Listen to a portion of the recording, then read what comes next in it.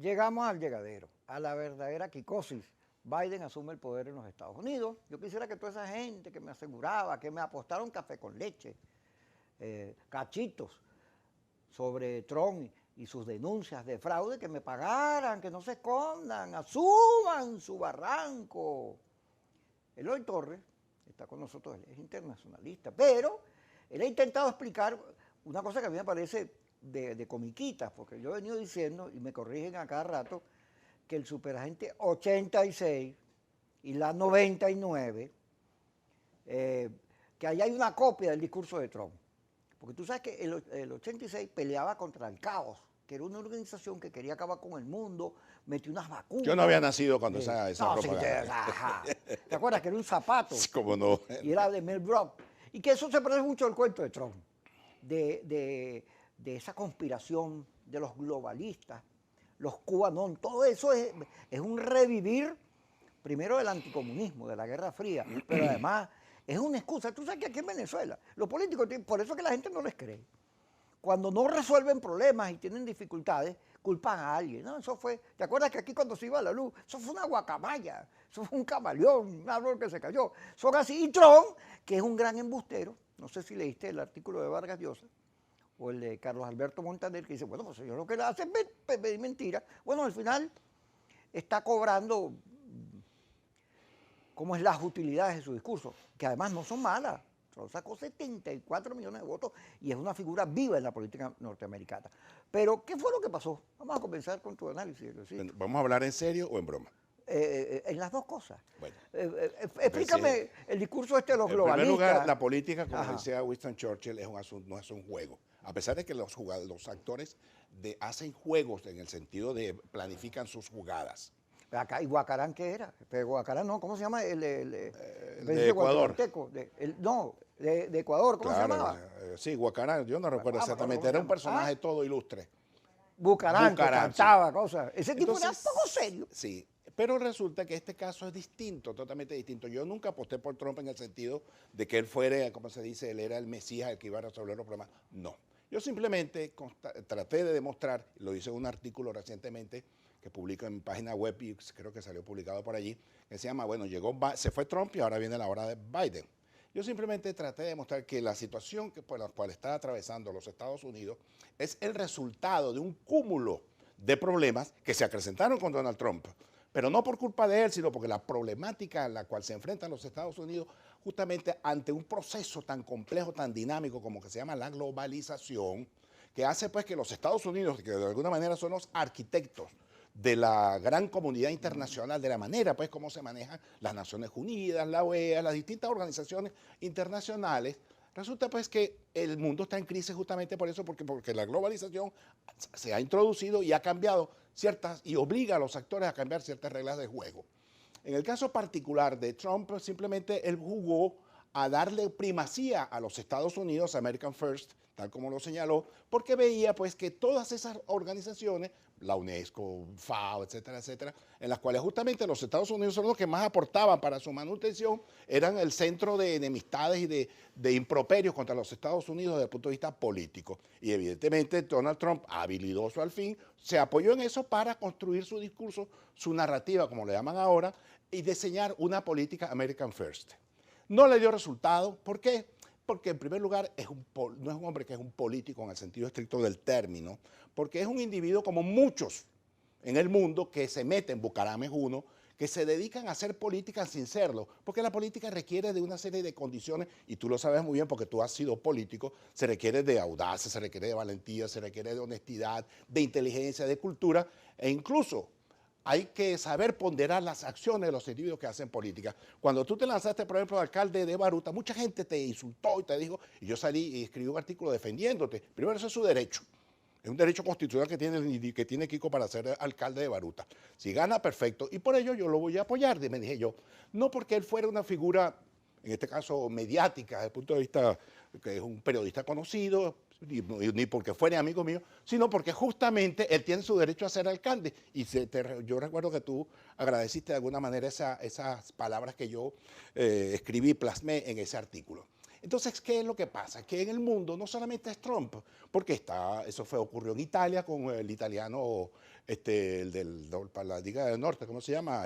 Berlusconi. Eso está ocurriendo ahorita en Guatemala, si mal no recuerdo, El Salvador, donde un cómico, un artista es presidente de la República. Eso ocurre en otros países. La Chicholina, ¿no te acuerdas de la Chicholina, que fue prácticamente una audaz diputada, siendo húngara, pero del Parlamento italiano. Y Ronald Reagan era un actor de televisión. Ahí hay una pequeña diferencia, que Ronald Reagan venía de ser gobernador de California. Y Ronald Reagan se preparó a partir... Fue actor. No, por supuesto, estamos hablando del actor que fue luego gobernador. Terminó gobernador de California. Pero no, sus aspiraciones llegaron allá más porque constitucionalmente no podía ir más allá. Lo que yo quiero destacar es que el mundo está viviendo un proceso muy complejo en tanto que no hay ideologías, no hay ideas en el sentido estricto de la palabra, y cualquier bicho de uña, como señalé yo a Donald Trump cuando ganó las elecciones, puede ganar las elecciones, y en efecto las ganó en los Estados Unidos, porque resulta que tú me estás atacando. No te estoy atacando, diciendo que yo me metí a pongas a la defensiva. Léete las cosas que uno escribe, porque las cosas que uno escribe, escrito quedan. Y yo dije que Trump es el resultado de una realidad en la que los países, ante la ausencia de ideas, ante la ausencia de políticas reales, recurren a este tipo de personajes. Y también dije que Donald Trump iba a ser víctima, posiblemente, lo dije en este canal, a las 6 de la tarde, en un programa con Pedro Pensini, que podía ser víctima de un impeachment. Cuestión que no se dio en su totalidad, pero estuvieron a puntico. Me peleé por unos centímetros, como dice alguien por ahí, unos milímetros de tiempo, como dice alguien por allí.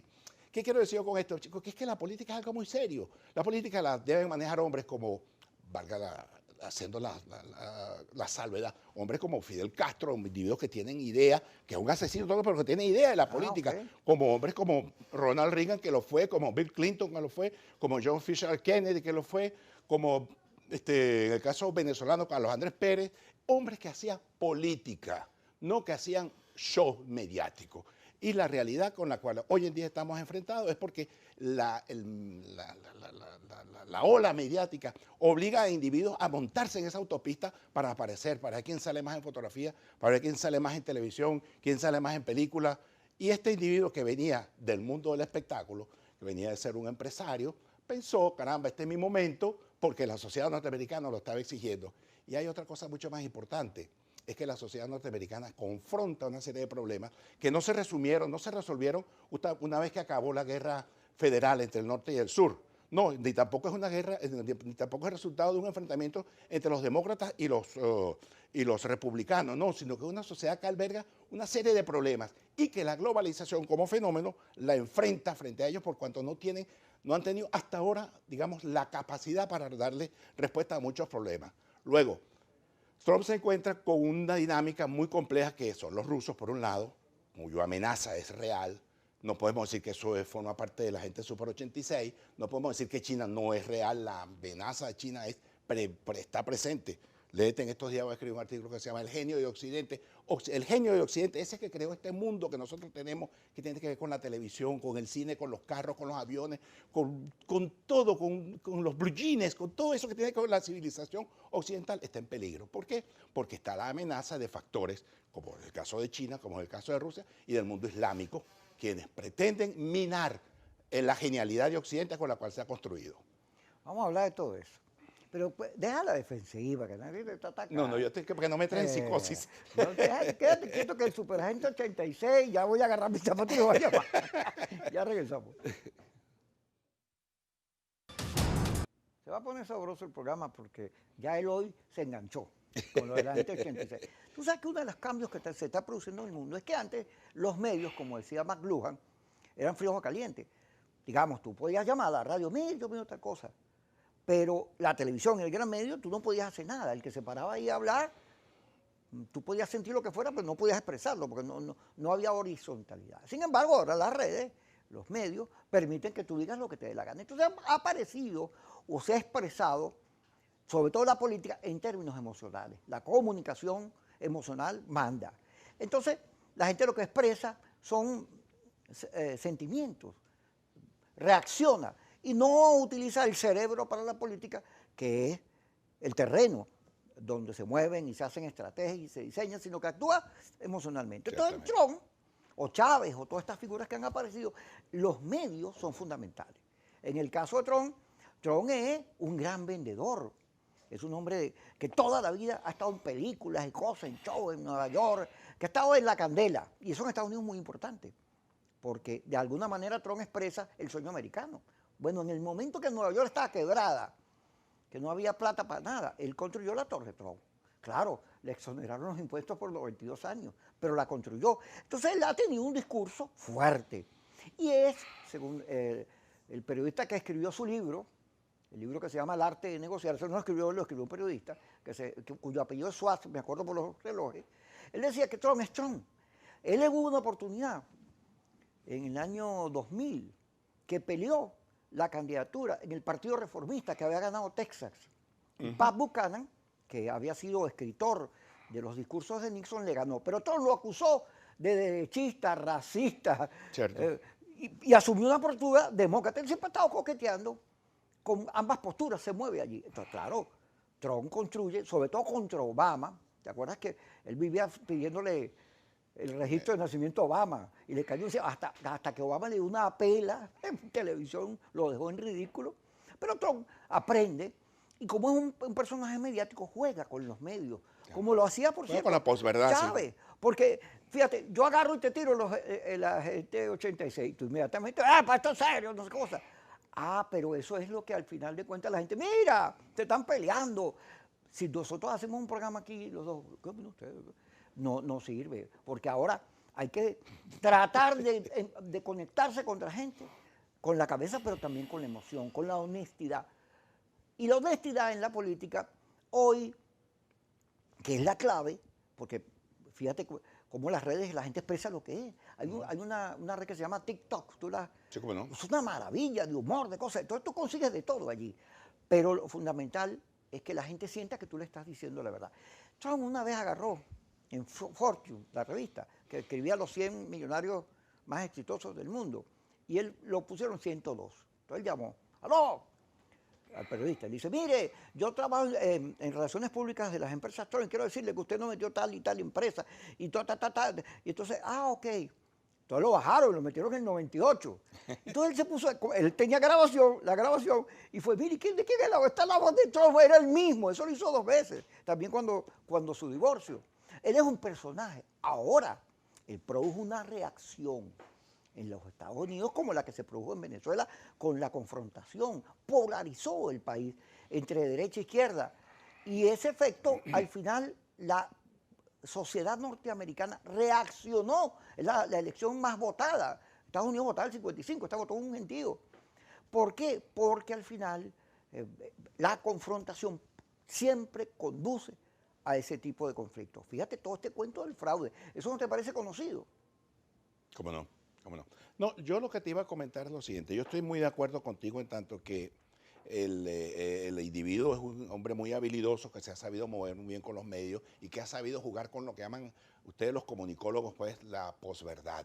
Y que, bueno, por lo general todos los periodistas hoy en día juegan mucho con eso, en la que te ponen una cosa, una imagen y te asocian esa imagen a una cuestión sentimental, a una musiquita, en fin de cuentas. Trump ha sido muy habilidoso. Sin embargo, hay que entender lo siguiente, que los problemas son los problemas y que los problemas necesitan una solución. Hoy en día es Biden que está al frente, pero para Biden está heredando un problema que también heredó el mismo Donald Trump, repito, pero a su vez se le agrega el tema del coronavirus, que ha tenido una gran cantidad de muertos en los Estados Unidos.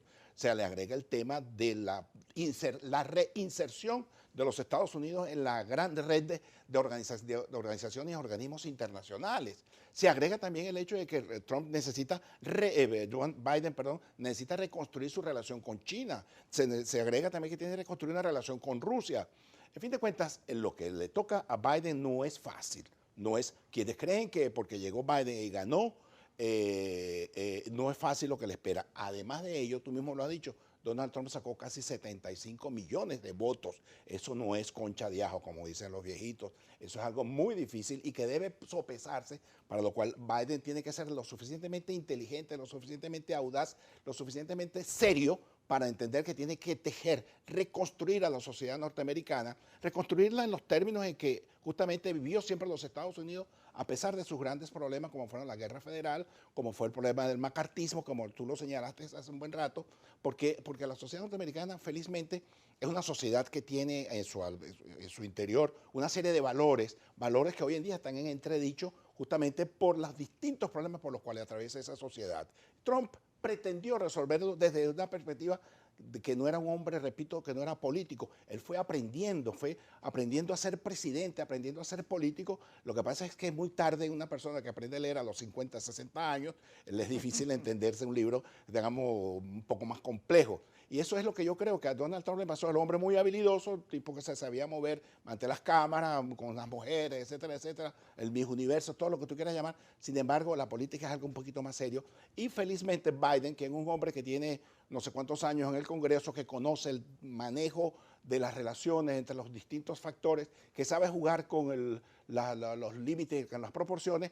Por cierto, hecho que el propio Kissinger trató de destacar en Donald Trump al inicio de su gobierno, diciendo de Kissinger de Donald Trump, él es el presidente que no le debe nada a nadie para llegar a ser presidente de los Estados Unidos, ni siquiera a los republicanos, a tal punto que yo señalé en este programa con Pedro Mencini que los republicanos le podían pasar factura tarde o temprano a Donald Trump, como ocurrió ahorita. ¿Por qué? Porque es que la política tiene un código, y tú lo sabes muy bien, tiene unos códigos que es muy difícil que un individuo, un paracaidista venga a querer incursionar, a menos que sea un hombre que sea un dochado de virtudes para lograr lo que logró. Pero en el caso, por ejemplo, venezolano, no hemos tenido muchos artistas que se meten a políticos y salen con las tablas en la cabeza. Fíjate, tú señalaste lo de Baruta, dijiste, yo salí a defender. Cuando yo fui candidato a Baruta, estaba fuera de los medios. Sí. Y esa candidatura era, bueno, aquí estoy, además seguir en la candela.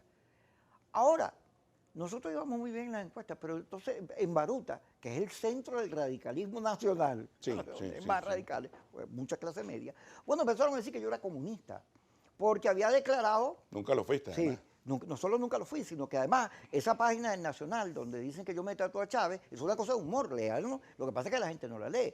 Pero entonces, no, este es chavista, porque fue machista, que fue de la izquierda. La posverdad. Y entonces, bueno, estaba aquí y terminé por allá abajo, y además con mucha plata y con muchos recursos, mucha maldad. Yo aprendí de ahí que la política es así.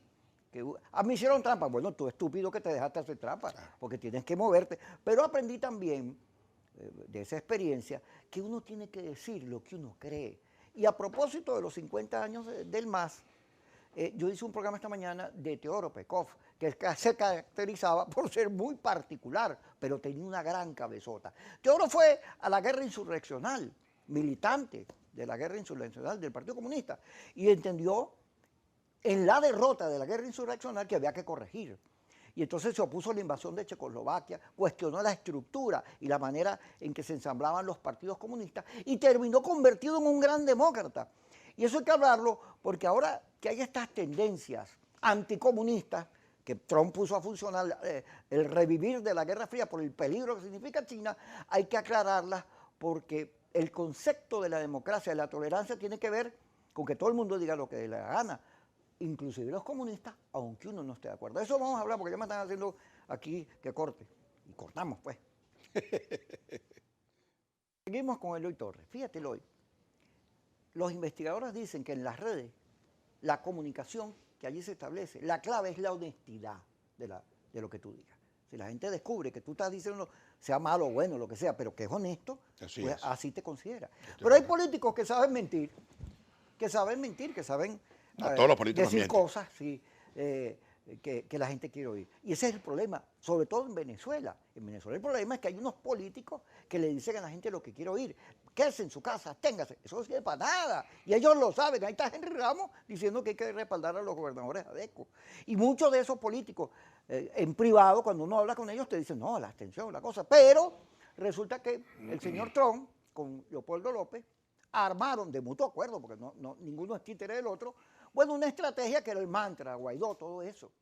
Pero esa estrategia no tenía la intervención por ningún lado porque Trump ya en la campaña con Hillary Clinton dijo que Estados Unidos no iba a ser más el policía bueno, ni se iba a meter en guerra y a gastar plata en eso. Tiene que ver con una carta que le escribe Carter, donde dice, bueno, los chinos son lo que son porque mientras nosotros gastamos billones y billones en guerra, ellos invierten en tecnología, en el mundo digital. Sí. Y entonces Trump agarró y diseñó o contribuyó a este diseño del mantra, pero sobre todo para influir en la Florida, donde los venezolanos y los cubanos tenían esos resentimientos pues contra Fidel, que acabas de nombrar, contra Chávez, contra el comunismo. Pero resulta que el comunismo, en términos de la democracia, revivir la Guerra Fría es un error, eso es meter el retroceso en términos de lo que significa la política moderna. Porque los comunistas existen, Maduro existe, aunque inventen que él no es presidente y lo que sea.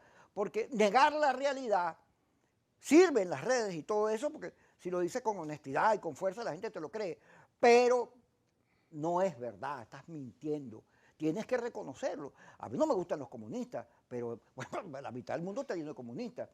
Y yo creo en el debate y en las ideas, y creo que además, a propósito del MAS, que las fuerzas de la izquierda tienen que avanzar y salirse de los conceptos del autoritarismo que los amarran, que están contenidos en el propio manifiesto comunista, para entender, como entendía Pekov, que la lucha de los pueblos, la lucha para que la gente coma, la economía, todo eso, sin libertad no tiene sentido. Que la libertad es un concepto fundamental. Hay un pequeño detalle aquí en toda la construcción de tu narrativa, Kiko, y tiene que ver con los valores, con ese mundo que llaman los filósofos la axiología.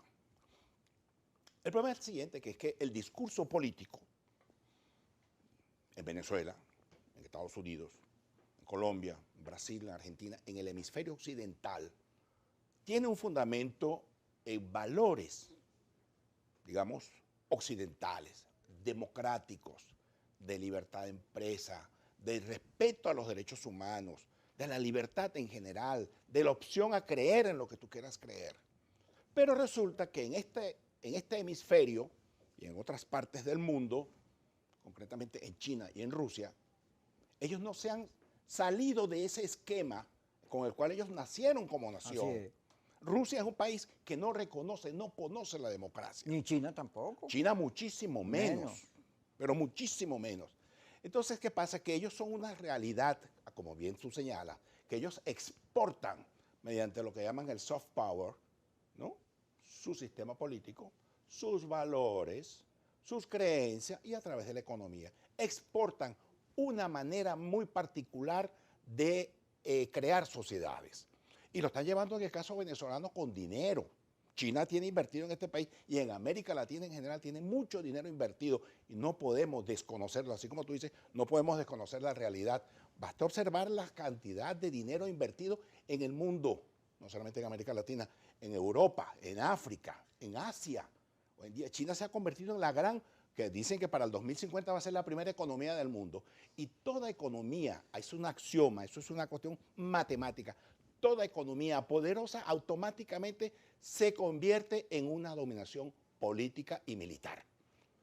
Los Estados Unidos, te guste o no te guste, fueron la gran nación durante el siglo XX, fueron la gran, digamos, el gran país que a partir de su concepción que señaló Melville, o el autor francés, se me escapa en el nombre, a propósito del excepcionalismo americano, porque los Estados Unidos se crearon como una nación distinta, ellos se sienten distintos al mundo y en efecto trataron de crear ellos. Para ellos se crearon una fuerza militar, una fuerza naval, una fuerza económica de grandes proporciones, hasta el punto de que durante el siglo XX, Tocqueville me refería yo, Tocqueville fue el que creó el concepto de el excepcionalismo americano, crearon esa gran nación que hoy en día son los Estados Unidos. Y está, repito, enfrentada al problema de cómo entender el mundo que ha cambiado, que ya no solamente están ellos solos en el ring, sino que están los chinos y están los rusos y está el mundo islámico. Entonces, ¿qué pasa? Que el problema es el axiológico, un problema de valores. Vamos nosotros a aceptar esos valores que no son propios nuestros, como está ocurriendo en estos momentos. Eso lo he hecho que aquí te metan preso por pensar distinto. Eso lo he hecho de que te persigan, te asesinen, te maltraten, te humillen, cierren universidades, acaben con la industria del pensamiento, para decirlo en términos sociológico que son las universidades. Es una demostración de que están matando los valores con los cuales nosotros nos formamos. Y sobre eso hay que ponerle el ojo y sobre eso hay que entender. Yo no juzgo porque en política los errores existen. Todo el mundo se equivoca. Se equivocaron los del 2002 que querían sacar a Chávez a como diera lugar y montaron esa ridiculez con Carmona. Y mandaron a Miraflores a un poco de gente que los mataran como los mataron. Se equivocaron después con el famoso paro petrolero. Se equivocaron con el famoso paro comercial, económico, etcétera, etcétera. Y a lo largo se equivocaron con abstenciones. Las dos únicas veces fue cuando participaron y ganaron, como fue con las elecciones de 2015, pero también se volvieron a equivocar. ¿Qué es lo que pasa? Que hoy en día hay que recoger las castañas. Hay que sentarse con todos, sin ofender, sin humillar, sin sacar cuentas, sin pasar facturas, para reconstruir una oposición en términos democráticos, pero que apunte justamente a desconocer ese conjunto de valores que le están imponiendo a la sociedad venezolana, como es acabar con la democracia, como es acabar con los derechos humanos, como es acabar con el poder legislativo. La estructura del Estado venezolano ha sido desmantelada en su totalidad, y sobre eso tenemos que ponernos de acuerdo, aquellos que estamos de acuerdo con una sociedad distinta, e incluso con aquellos que militan en ese mundo, pero que también quisieran una sociedad distinta, con los cuales le compraron el discurso a Chávez porque pensaban que iban a construir algo distinto. Bueno, no lo construyeron, y la mejor demostración que tras 22 años, mira el desastre que tenemos. Hay que llamar a todo el mundo a incorporarse a construir una sociedad totalmente distinta. En el caso concreto, fíjate, me llama mucho la atención esa cosa que señalan algunos por allí, porque, repito, todo el mundo en política se equivoca. La política es para equivocarse. Así es. Todo se equivoca. Lo que pasa es que una Hay vez unos que te que no equivocas, corrigen. sí, exactamente, que no corrigen, pero es que justamente los que no corrigen son en su gran mayoría los que señalan a otros que no corrigen. También es eso. Y te lo digo, hay ejemplos concretos sobre la mesa de individuos que se han equivocado, de mujeres que se han equivocado y mantienen un mismo discurso sin entender que el mundo no es el que ellos están pensando, sino que es otra cosa. Por ello, creo que las relaciones internacionales, que son un factor muy importante, claro, es el medio en el cual yo me desenvuelvo, para el cual yo soy profesor y soy analista de temas internacionales, no internacionalista, sino analista de temas internacionales. Creemos que el mundo vive una realidad muy compleja. El mundo es como una especie de, las relaciones internacionales en general son una especie de condominio, en la cual tú tienes que respetar ciertas reglas de comportamiento, ciertas reglas de funcionamiento. Tú en un edificio donde tú vives, tú no puedes estar haciendo bulla a las 3 de la madrugada, ni nada de eso. ¿Por qué? Porque estás violentando las normas. Bueno, eso pasa con las relaciones internacionales. Cuando dice que se están metiendo en los asuntos internos de Venezuela, no, es que Venezuela o el gobierno venezolano comete una serie de desmanes que violenta las relaciones. Vamos a ir al corte. Sí. Y porque tocaste un tema ahí que merece un rabo de cariño. Ya regresamos. Como siempre, hermano. Eloy Torres con nosotros. Fíjate, hay un filósofo que viene de China, Corea, no me acuerdo, Lao Tse. en Alemania, que a propósito de la pandemia y la cuarentena decía que el mundo oriental tenía más posibilidades de ganar la guerra económica, de sobrevivir a la pandemia y ser bien parados que los occidentales, que éramos demócratas. Ellos no conocían el libre albedrío en términos políticos, sino que su historia estaba llena de imperios, dictaduras, no había democracia. Todos los problemas se resolvían de otras maneras, no por el voto. Entonces, el pragmatismo china, acuérdate que Mao Zedong era un populista, pero que llevó a China a unas situaciones terribles, porque es un país superpoblado. Pero después de Deng Xiaoping, al vencer a la banda de los cuatro, bueno, comienza un camino que en los últimos 20 años puso a China. Prácticamente la primera Dice Carlos Raúl Hernández que el camino más largo para llegar al capitalismo es el socialismo. Bueno, China lo demostró. Ese es un viejo chiste, por cierto, del comunismo. Sí, pero China es un país que tiene 50 millones de ricos. El Partido Comunista no tiene libertades políticas, pero libertades económicas totales, garantías totales. Ahora, los americanos, cuando Ronald Reagan se dio cuenta que venía China, impulsó políticas internas para producir mayor competitividad, y lo mismo hizo Bill Clinton. Pero el señor Trump lo que hizo fue sanciones para todo el mundo.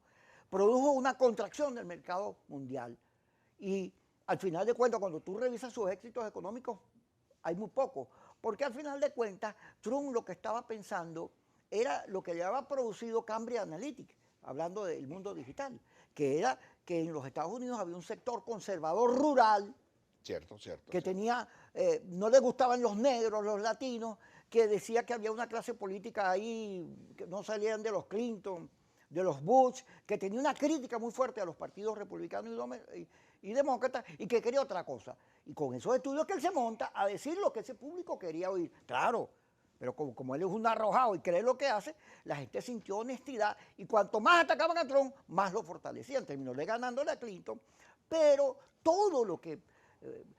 todo el discurso de Trump no se fundamenta ni en derecha ni en izquierda, sino en las audiencias, estudios de mercado, porque en Estados Unidos se gasta mucha plata en la política. No es como aquí, que cualquiera va y dice lo que sea, aun cuando sea equivocado lo que está haciendo. Allá todo se estudia. Fíjate que la semana antepasada el señor Trump pidió perdón. Apareció frente a las cámaras a decir que lo que había ocurrido en el Congreso, él no lo quería, que esa violencia, que él cuestionaba eso, que venía una transición en paz, y empezó a decir todo lo contrario. Acto inteligente. ¿Y por qué hizo eso? Porque es inteligente, no, bruto no es. Bruto no es. Aquí hay una gente, fíjate, Teodoro Pecó y los comunistas, tu papá, Eloy Torres, cuando perdieron la guerra insurreccional, comenzaron a discutir y fundaron el MAS. Y terminaron socialdemócratas casi todos, porque el pensamiento se mueve. Pero aquí hay un sector del liderazgo en la izquierda, en Chávez, y en el chavismo, y en la oposición, en el G4, que errores, y no corrigen ni un milímetro. Sí. Fíjate, el caso de los Estados Unidos es un caso, repito, que tiene que ver con la complejidad de esa sociedad. Eso viene, no es nuevo, porque eso viene justamente de que los padres fundadores de la sociedad, de la nación norteamericana, que fundamentalmente el enfrentamiento entre Hamilton y Jefferson, él es caído de alguna manera Hamilton como el ícono del Partido Demócrata y Jefferson como el ícono del Partido Republicano. Esas dos figuras han ido acompañando como referencias intelectuales, ¿no? En la conformación de un Estado grande para los demócratas, un Estado fuerte, interventor, y para los jeffersonianos, para Jefferson, por el contrario, un Estado más pequeño, que es la gran dinámica que ha movido a la sociedad norteamericana a lo largo de 200 y tantos años, en el sentido pues que, por un lado, hay unos que prefieren una sociedad con un Estado pequeño y otros que prefieren, concretamente los demócratas, un Estado muy asistencialista, muy interventor, muy grande, etcétera, etcétera. Bueno, ese es el gran drama de la sociedad norteamericana con la cual ellos se han movido, amén del problema entre los negros y los blancos, entre los blancos y los hispanos, entre los blancos y los asiáticos, esa serie de cosas que hace que esa sociedad viva una serie de problemas muy serios y muy grandes. Y felizmente la sociedad norteamericana es una sociedad que no se mueve en las aguas de izquierda y derecha. A diferencia de nosotros, los hispanos, de cultura cristiana, católico-cristiana, que creemos justamente en la bondad del hombre. No. Mientras que los americanos, esos son muy, vamos a decir, pragmáticos, lo que les importa es la ganancia. En el caso nuestro es que lo que el deber ser, diría Kant, el deber ser, cómo debemos actuar. No, chicos, la sociedad no se puede mover de esa manera, se tiene que mover de conformidad con la ganancia para el ciudadano, de mayor garantías para el ciudadano, de menor Estado o de un Estado lo suficientemente poderoso, pero al mismo tiempo no interventor, no asistencialista, como el que tenemos nosotros particularmente en Venezuela, donde gracias al petróleo hemos logrado niveles altísimos de civilidad, como decía Asdrúbal Batista en un trabajo que Venezuela gracias al petróleo logró en 50 años lo que a Inglaterra le costó 300 años de civilidad. Bueno, pero resulta que en 22 años nosotros matamos esa civilidad que teníamos y eso tiene que tener una respuesta, tiene que haber una respuesta a ese problema. Y el pasar a resolver ese problema pasa justamente por entender qué vamos a hacer más adelante, cuál es la opción, cuál es el paso, cuál es el camino a recorrer. Nos hemos equivocado todos, pero vamos a buscar, sin insultarnos, sin vejarnos, sin excluirnos, sin vetarnos, vamos a construir una postura única frente al tema de lo que nos acosa en estos momentos.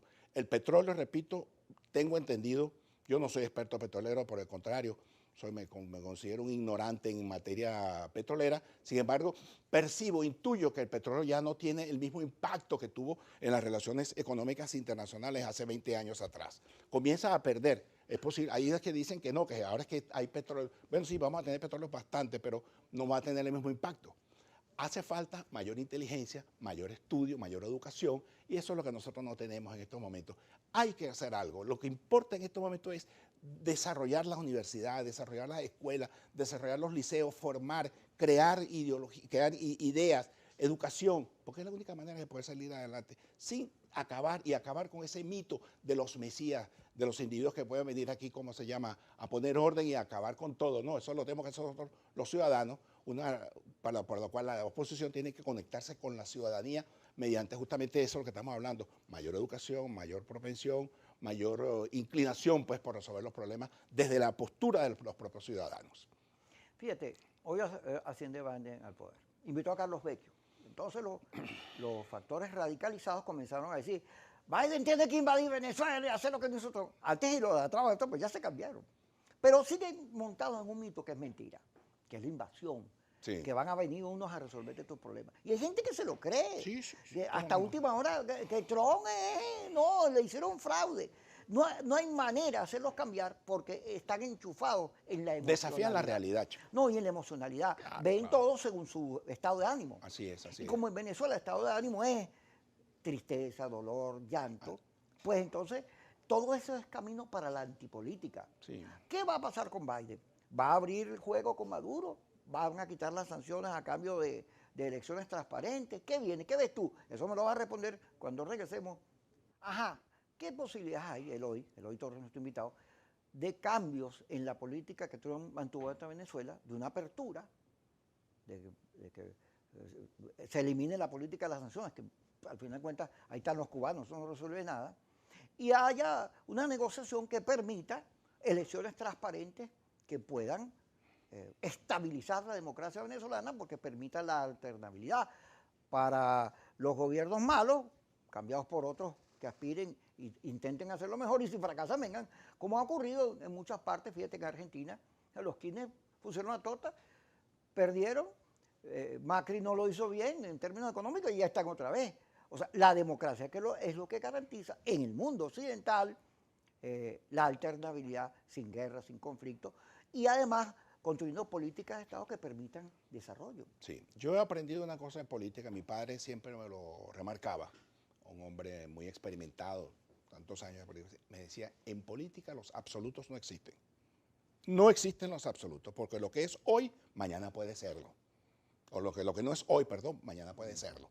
Hay que simplemente tener los ojos abiertos, porque la realidad cambia. Es como una película, y si tú ves nada más que la película, no solo la fotografía, un solo cuadrito, te quedaste estacionado allí. Entonces, ¿qué pasa? Yo no estoy negando, no niego una posibilidad de un entendimiento para encontrar una solución justamente electoral a mediano plazo, porque la crisis venezolana ya es una crisis que supera, ya no solamente son los casi 6 millones de venezolanos en el exterior, entre ellos varios sobrinos míos, por cierto, y una hermana, sino que es el drama que tiene como impacto para las sociedades donde estos venezolanos se han ido a albergar.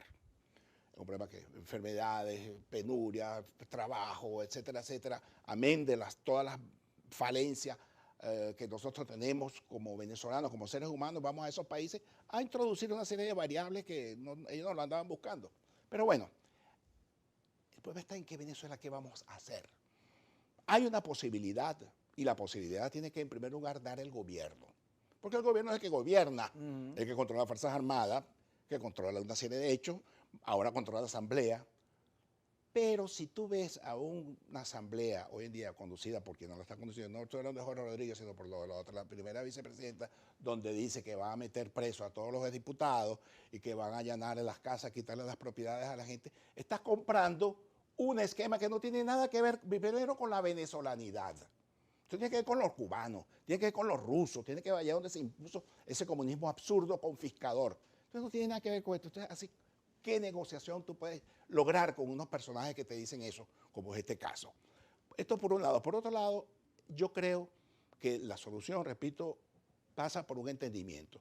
Yo estoy convencido que eso viene, creo que viene, porque la realidad le está chocando en la cara. Y hay algo que decía una filósofa rusa, tú puedes ignorar la realidad, lo que no puedes ignorar son haber ignorado la realidad, las consecuencias de haber ignorado la realidad. Y en este caso, el gobierno tiene que entender que no las tiene todas consigo, podrá controlar poder ejecutivo, poder legislativo, poder militar, poder, todo lo que tú quieras, pero tiene un problema que es que no hayan cómo entenderlo, no tiene la gente capacitada para que lo resuelva los problemas que tiene Venezuela en estos momentos. Ajá, ¿y Biden? ¿Cómo ves a Biden? No, de Biden va a ser, en primer lugar, repito, reconstruir el tejido político de su país, interno. Porque primero ellos y después los demás. Y Venezuela no ocupa, digamos, en los primeros puntos en el interés de los Estados Unidos. Eso, que nos saquemos eso de la cabeza, de que nosotros estamos en el epicentro de la preocupación de Biden. Para nada. Muy bien que recibieron a Vecchio, dijeron lo que dijeron, hasta allí. Pero resulta que los Estados Unidos tienen una multiplicidad de problemas en el mundo. Repito, está China, está Rusia, está Corea del Norte, está el mundo islámico, está Irán, está Cuba, está Nicaragua, está una serie de problemas. Y está Venezuela. Venezuela, lo que nosotros, lo que tenemos que hacer aquí los venezolanos, es ir construyendo un andamiaje democrático para salir de esta situación. Y evidentemente vamos a contar con la ayuda tanto de los Estados Unidos como de la Unión Europea. Ahora, fíjate, el gobierno está obligado por la situación económica a cambiar, y ya lo han dicho ellos mismos, todo lo que fue esa política de expropiaciones, todo eso que tú has señalado, todas esas equivocaciones, ser rico es malo, el capitalismo no sirve, por el contrario. El rico es muy bueno. Sí, no, además los chinos demostraron que el capitalismo es más eficaz 100.000 veces que el socialismo ese real, que lo que hacía era producir armas, pero no le daba satisfacciones a la gente. El gobierno está obligado a buscar que el agua, luz, gas, que la gente tenga plata, porque si no, tarde o temprano van a dejar el poder, porque el venezolano no es masoquista. Y además, los gobiernos malos, la historia los castiga. Tienen que moverse, como tú decías, el que no se mueve lo lleva a la corriente. Claro, sí. Bueno, tiene que moverse. Y tú ves ya como Maduro habla de la izquierda trasnochada, que le está diciendo que él es socialdemócrata, que es vendió el imperio. Sí, está cambiando su discurso, ahí vienen unos cambios, pero eso tiene que estar acompañado. Para que esos cambios funcionen, tienen que estar acompañados con una política que en los Estados Unidos, en la Unión Europea y en Venezuela, sobre todo en el G4, entiende esos cambios y posibilite la opción de los acuerdos. Si no hay acuerdos, no hay política. Sí, pero si no hay hechos. Así es. Si no hay hechos, no, tiene que liberar a los presos, claro. Mejorar las condiciones de las universidades. Yo que soy afectado, que no gano nada en la universidad, resolver los problemas económicos, de estar confiscando empresas. Es la mejor manera de copiar el modelo chino. Yo le decía a mis amigos del PSV, se lo he dicho, oye, man, ustedes que tanto que hablan del camarada Mao, pero ¿por qué ustedes no copian el modelo chino? Copian el modelo chino que pusieron a poner a ese país, lo reconstruyeron y lo hicieron lo que es prácticamente la principal potencia económica del mundo. Incluso los propios rusos, el mismo Putin ha querido reconstruirla a Rusia, pero sin embargo tiene un problema que es el modelo económico centralista que no les permite ir más allá. Sin embargo, pero ellos hacen sus esfuerzos. Y acaban de meter preso a Navalny, que es una estupidez, más que un crimen es una estupidez, ¿no?